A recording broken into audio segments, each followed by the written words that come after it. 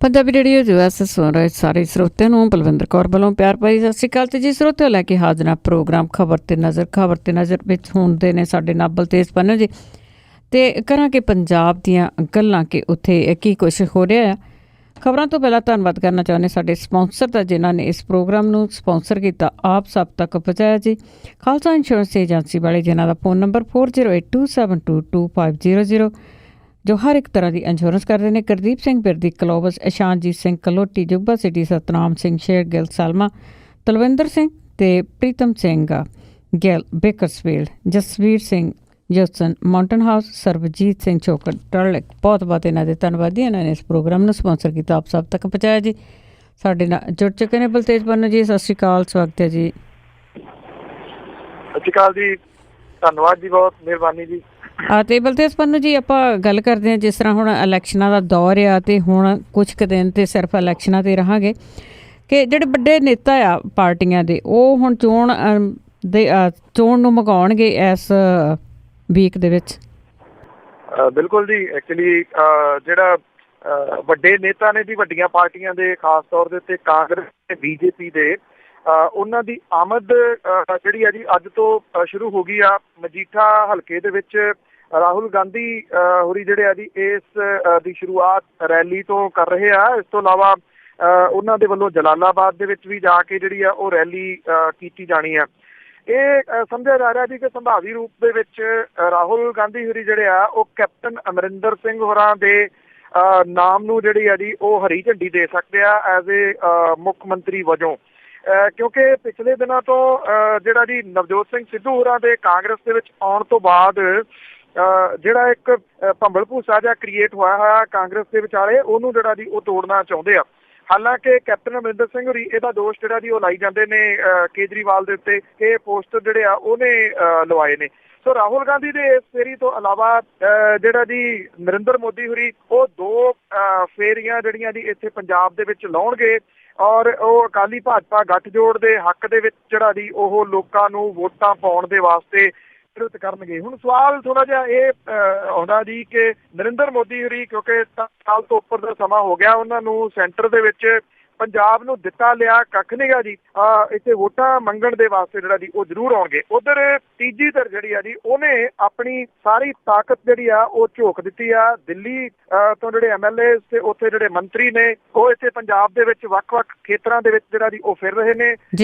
ਜਿਹੜੀਆਂ ਨੁੱਕੜ ਨਾਟਕਾਂ ਵਾਲੀਆਂ ਟੀਮਾਂ, ਲੇਜ਼ਰ ਸ਼ੋਅ ਵਾਲੀਆਂ ਜਿਹੜੀਆਂ ਟੀਮਾਂ ਨੇ, ਉਹ ਵੀ ਸਾਰੀਆਂ ਦੇ ਸਾਰੀਆਂ ਪੰਜਾਬ ਦੇ ਵਿੱਚ ਜਿਹੜਾ ਜੀ ਉਹ ਵਿਚਰ ਰਹੀਆਂ ਨੇ। ਪੰਜਾਬ ਦੀਆਂ ਸੜਕਾਂ ਦੇ ਉੱਤੇ ਜਦੋਂ ਤੁਸੀਂ ਹੁਣ ਨਿਕਲਦੇ ਹੋ ਤੇ ਥਾਂ ਦੇ ਉੱਤੇ ਤੁਹਾਨੂੰ ਝੰਡੀ ਵਾਲੀਆਂ ਗੱਡੀਆਂ ਸਰਗਰਮ ਜਿਹੜੀਆਂ ਜੀ ਉਹ ਵੇਖਣ ਨੂੰ ਮਿਲਦੀਆਂ ਨੇ।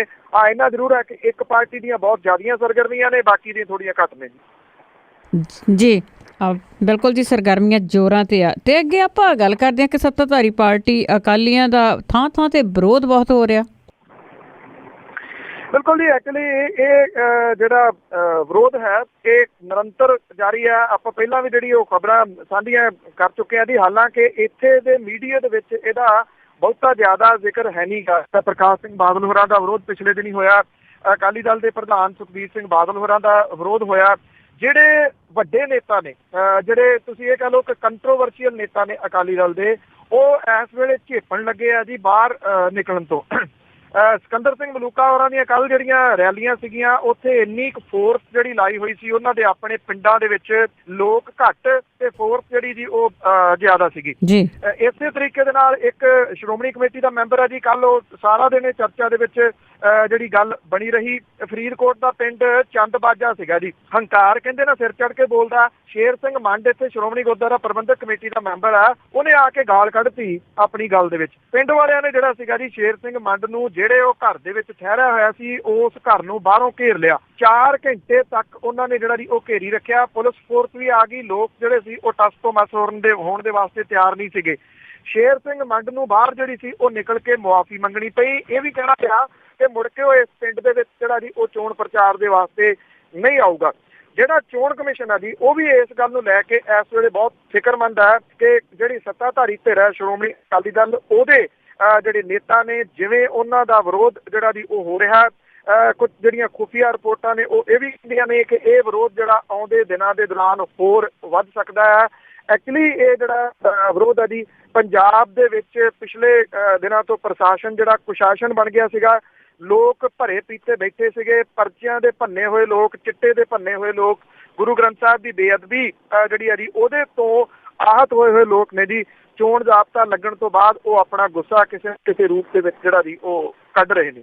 ਬਿਲਕੁਲ ਜੀ, ਗੁੱਸਾ ਤੇ ਫਿਰ ਇਲੈਕਸ਼ਨ ਦੇ ਵਿੱਚ ਹੀ ਨਿਕਲਦਾ ਹੈ। ਤੇ ਅੱਗੇ ਆਪਾਂ ਕੈਪਟਨ ਅਮਰਿੰਦਰ ਸਿੰਘ ਦੀ ਗੱਲ ਕਰਦੇ ਹਾਂ ਕਿ ਜਦੋਂ ਅੰਮ੍ਰਿਤਸਰ ਦੇ ਵਿੱਚੋਂ ਜਿੱਤਿਆ ਤੇ ਉਹ ਵਾਪਸ ਆਪਣੇ ਏਰੀਏ ਦੇ ਵਿੱਚ ਨਹੀਂ ਗਏ ਤੇ ਇਸੇ ਤਰ੍ਹਾਂ ਉਹਨਾਂ ਦੀ ਵਾਈਫ ਦਾ ਵੀ ਰੈਕਡ ਇਸੇ ਤਰ੍ਹਾਂ ਹੀ ਆ ਜੀ, ਪਰਿਵਾਰ ਦਾ ਹੀ ਆ ਕਿ ਜਿੱਥੋਂ ਜਿੱਤਦੇ ਆ ਉੱਥੇ ਵਾਪਸ ਨਹੀਂ ਜਾਂਦੇ। ਤਾਂ ਹੁਣ ਲੰਬੀ ਦੇ ਵਿੱਚ ਕਹਿੰਦੇ ਵੀ ਇੱਕ ਪਿੰਡ ਵਿੱਚ ਵੀ ਨਹੀਂ ਗਏ।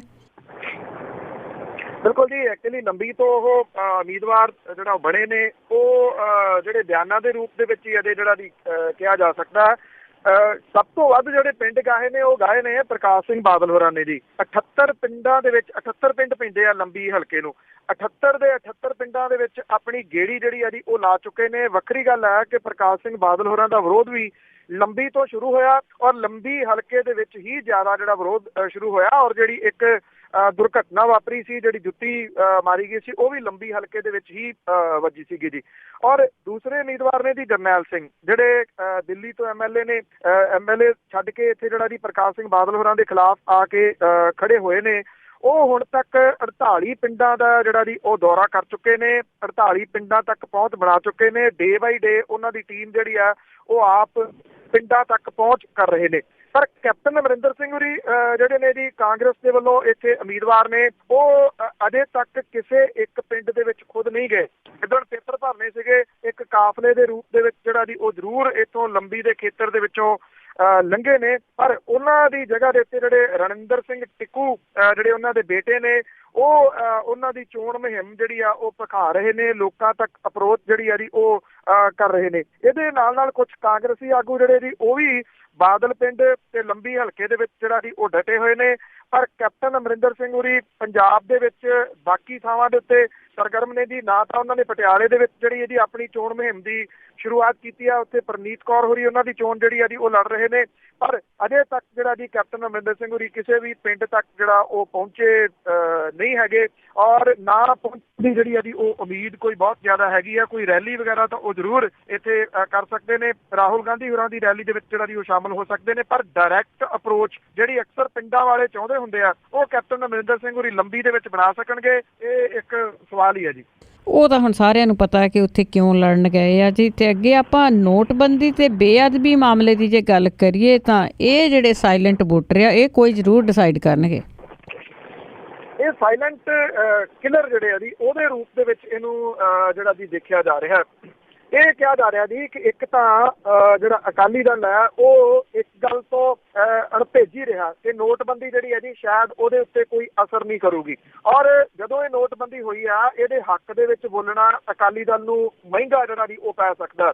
ਭਾਰਤੀ ਜਨਤਾ ਪਾਰਟੀ ਵਾਲਿਆਂ ਨੂੰ ਤਾਂ ਬੋਲਣੀ ਕੋਈ ਨਹੀਂ ਹੁੰਦਾ ਜੀ। ਜਿੱਥੋਂ ਜਿੱਥੋਂ ਉਹਨਾਂ ਦੇ ਖੜੇ ਨੇ ਉਹਨਾਂ ਨੂੰ, ਕਿਉਂਕਿ ਬਿਜ਼ਨਸ ਭਾਈਚਾਰਾ ਉਹਨਾਂ ਦੇ ਨਾਲ ਸੀਗਾ ਜਾਂ ਪਿਛਲੀ ਵਾਰੀ, ਉਹ ਸਵਾਲ ਕਰਦਾ ਜੀ ਕਿ ਤੁਸੀਂ ਸਾਡੇ ਵਾਸਤੇ ਜਿਹੜਾ ਜੀ ਉਹ ਕਿੱਥੇ ਖੜੇ ਹੋ। ਦੂਸਰਾ ਜਿਹੜਾ ਵੱਡਾ ਮੁੱਦਾ ਪੰਜਾਬ ਦੇ ਵਿੱਚ ਸਭ ਤੋਂ ਵੱਧ ਉੱਭਰ ਕੇ ਜਿਹੜਾ ਜੀ ਉਹ ਸਾਹਮਣੇ ਆ ਰਿਹਾ ਉਹ ਹੈ ਗੁਰੂ ਗ੍ਰੰਥ ਸਾਹਿਬ ਦੀ ਬੇਅਦਬੀ। ਥਾਂ ਥਾਂ ਦੇ ਉੱਤੇ ਜਿਹੜੇ ਲੋਕ ਨੇ ਉਹ ਇਸ ਬੇਅਦਬੀ ਦੀ ਗੱਲ ਜਿਹੜੀ ਕਰਦੇ ਨੇ, ਭਾਵੇਂ ਉਹ ਕਿਸੇ ਵੀ ਪਾਰਟੀ ਦੇ ਨਾਲ ਸੰਬੰਧਿਤ ਨੇ, ਉਹ ਇਹ ਗੱਲ ਜ਼ਰੂਰ ਕਹਿੰਦੇ ਨੇ ਕਿ ਗੁਰੂ ਗ੍ਰੰਥ ਸਾਹਿਬ ਦੀ ਹੋਈ ਬੇਅਦਬੀ, ਉਸ ਤੋਂ ਬਾਅਦ ਪ੍ਰਸ਼ਾਸਨ ਦਾ ਰੋਲ ਤੇ ਖਾਸ ਤੌਰ ਦੇ ਉੱਤੇ ਬਰਗਾੜੀ ਕਾਂਡ ਤੇ ਬਾਈਬਲ ਕਾਂਡ ਜਿਹੜਾ ਜੀ ਉਹਦਾ ਜ਼ਿਕਰ ਹੁੰਦਾ ਹੈ ਕਿ ਉਹ ਅਣਪਛਾਤੀ ਪੁਲਿਸ ਜਿਹੜੀ ਆ ਜੀ ਅਜੇ ਤੱਕ ਫੜੀ ਕਿਉਂ ਨਹੀਂ ਗਈ। ਇਹ ਕਿਹਾ ਜਾ ਰਿਹਾ ਜੀ ਕਿ ਮਾਲਵਾ ਖੇਤਰ ਦੇ ਵਿੱਚ ਤਾਂ ਜਿਹੜੀ ਗੁਰੂ ਗ੍ਰੰਥ ਸਾਹਿਬ ਦੀ ਬੇਅਦਬੀ ਵਾਲਾ ਸਭ ਤੋਂ ਵੱਡਾ ਮੁੱਦਾ। ਇਸ ਕਰਕੇ ਆਪਾਂ ਕੱਲ ਵੀ ਗੱਲ ਕੀਤੀ ਸੀ ਕਿ ਵੋਟ ਬੈਂਕ ਜਿਹੜਾ ਜੀ ਉਹ ਬਚਾਉਣਾ ਔਖਾ ਹੋ ਰਿਹਾ। ਹੁਣ ਜਿਹੜੀ ਇੱਕ ਸਰਵੇ ਆ ਰਹੇ ਨੇ, ਜਿੰਨੀਆਂ ਖੁਫੀਆ ਅੰਦਰੋਂ ਰਿਪੋਰਟਾਂ ਆ ਰਹੀਆਂ ਨੇ, ਉਹ ਇਹ ਕਹਿੰਦੀਆਂ ਨੇ ਕਿ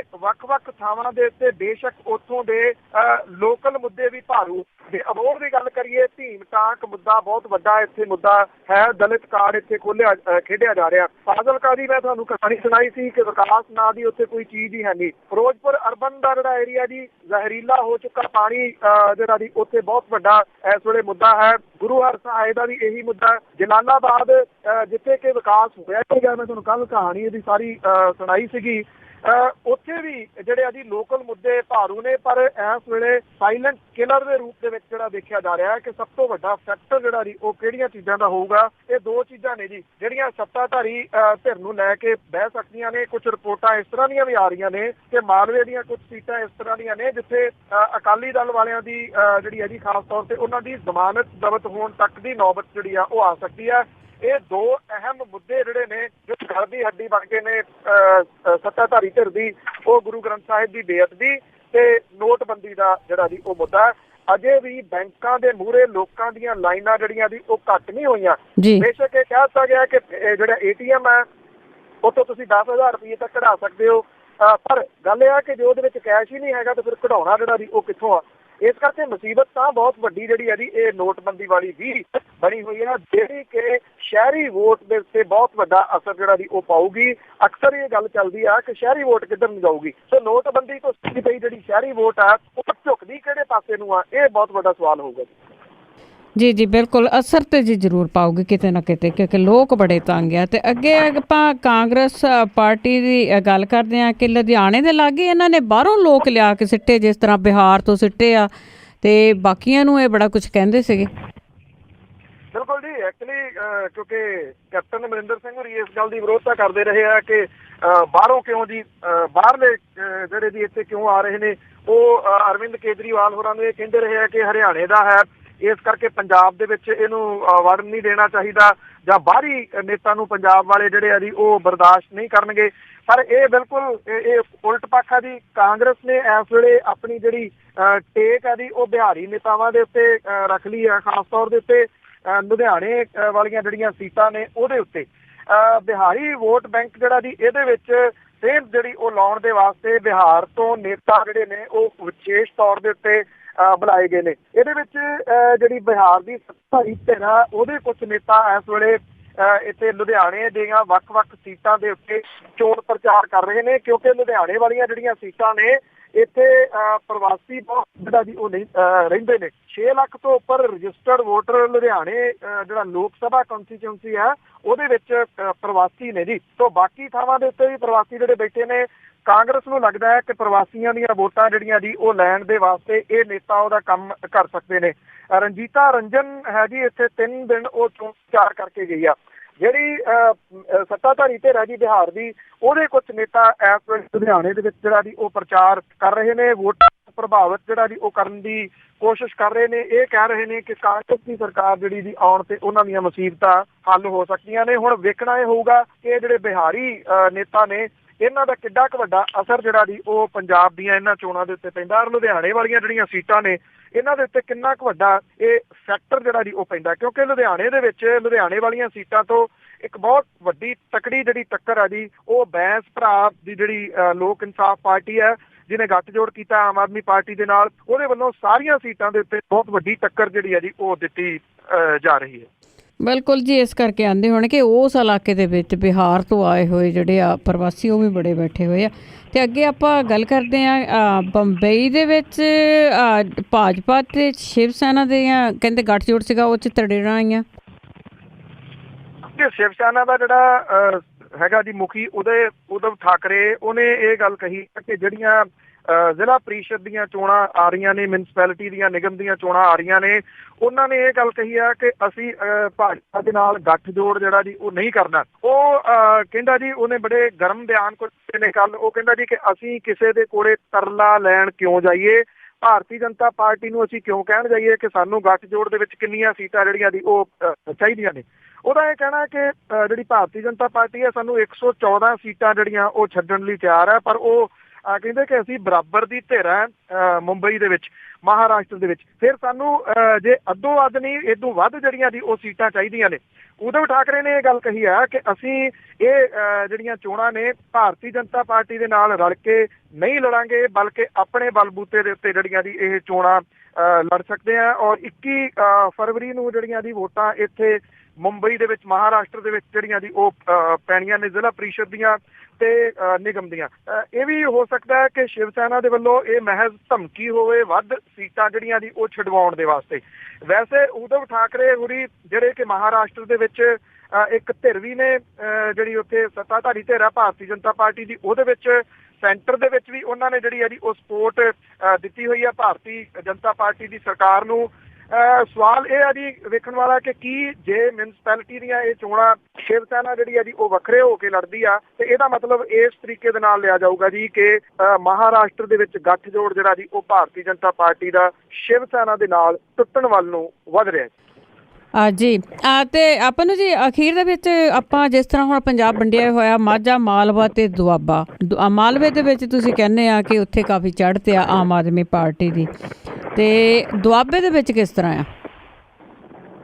ਦੇਖੋ ਦੁਆਬੇ ਦੇ ਵਿੱਚ ਕਿਉਂਕਿ ਜਿਹੜੀ ਕਾਂਗਰਸ ਆ ਜੀ ਉਹਦਾ ਹਮੇਸ਼ਾ ਹੱਥ ਉੱਪਰ ਰਹਿੰਦਾ। ਇਸ ਵਾਰੀ ਕਾਂਗਰਸ ਜਿਹੜੀ ਆ ਨਾ ਜੀ ਉਹਨੂੰ ਥੋੜੀ ਉੱਥੇ ਮੁਸੀਬਤ ਦਾ ਸਾਹਮਣਾ ਕਰਨਾ ਪੈ ਰਿਹਾ ਕਿਉਂਕਿ ਉੱਥੇ 19 ਦੇ ਕਰੀਬ ਜਿਹੜੀਆਂ ਪੰਜਾਬ ਦੇ ਵਿੱਚੋਂ ਟੋਟਲ ਸੀਟਾਂ ਨੇ ਉਹਦੇ ਉੱਤੇ ਬਗਾਵਤ ਹੈ। ਸਭ ਤੋਂ ਵੱਧ ਬਗਾਵਤ ਜਿਹੜੀ ਹੈ ਜੀ ਉਹ ਦੁਆਬੇ ਦੇ ਖੇਤਰ ਦੇ ਵਿੱਚ ਇਸ ਵੇਲੇ ਹੈ। ਭਾਰਤੀ ਜਨਤਾ ਪਾਰਟੀ ਵਾਲੀਆਂ ਜਿਹੜੀਆਂ ਸੀਟਾਂ ਨੇ ਉਹਨਾਂ ਦੇ ਉਹ ਤਾਂ ਮੰਦੇ ਹਾਲੀ ਨੇ, ਕੋਈ ਇੱਕ ਅੱਧੀ ਸੀਟ ਜਿਹੜੀ ਹੈ ਜੀ ਉਹ ਛੱਡ ਕੇ ਬਾਕੀ ਜਗ੍ਹਾ ਦੇ ਉੱਤੋਂ ਤਾਂ ਜਿਹੜੀ ਭਾਰਤੀ ਜਨਤਾ ਪਾਰਟੀ ਆ ਉਹ ਇੱਕ ਹਾਰੀ ਹੋਈ ਲੜਾਈ ਜਿਹੜੀ ਆ ਉਹ ਲੜ ਰਹੀ ਆ ਕਿਉਂਕਿ ਭਾਰਤੀ ਜਨਤਾ ਪਾਰਟੀ ਦੀ ਇਸ ਵਾਰੀ ਕੋਸ਼ਿਸ਼ ਸੀ ਕਿ ਉਮੀਦਵਾਰ ਬਦਲਨੇ ਸੀਗੇ, ਉਮੀਦਵਾਰ ਲੱਭੇ ਹੀ ਨਹੀਂ, ਤਾਂ ਕਰਕੇ ਪੁਰਾਣਿਆਂ ਦੇ ਬਾਅਦ ਜਿਹੜਾ ਜੀ ਉਹ ਖੇਡ ਦਿੱਤਾ। ਤੇ ਜਿਹੜੀ ਕਾਂਗਰਸ ਆ ਜੀ ਉਹ ਲੇਟ ਇੰਨੀ ਹੋਈ ਸੀਟਾਂ ਜਿਹੜੀਆਂ ਦੀ ਵੰਡਣ ਦੇ ਵਿੱਚ ਕਿ ਉਹ ਅਜੇ ਲੜਾਈ ਦੇ ਵਿੱਚ ਵਾਪਸ ਨਹੀਂ ਆ ਰਹੀ। ਬਗਾਵਤ ਉਹਦੇ ਵਾਸਤੇ ਵੱਡੀ ਮੁਸੀਬਤ ਜਿਹੜੀ ਆ ਜੀ ਉਹ ਬਣੀ ਹੋਈ ਆ। ਦੁਆਬਾ ਖੇਤਰ ਦੇ ਵਿੱਚ ਜਿਹੜੀ ਇਹ ਬਗਾਵਤ ਆ ਜੇ ਕਿਸੇ ਨੂੰ ਰਾਸ ਆ ਸਕਦੀ ਹੈ ਤਾਂ ਉਹ ਆਮ ਆਦਮੀ ਪਾਰਟੀ ਜਿਹੜੀ ਹੈਗੀ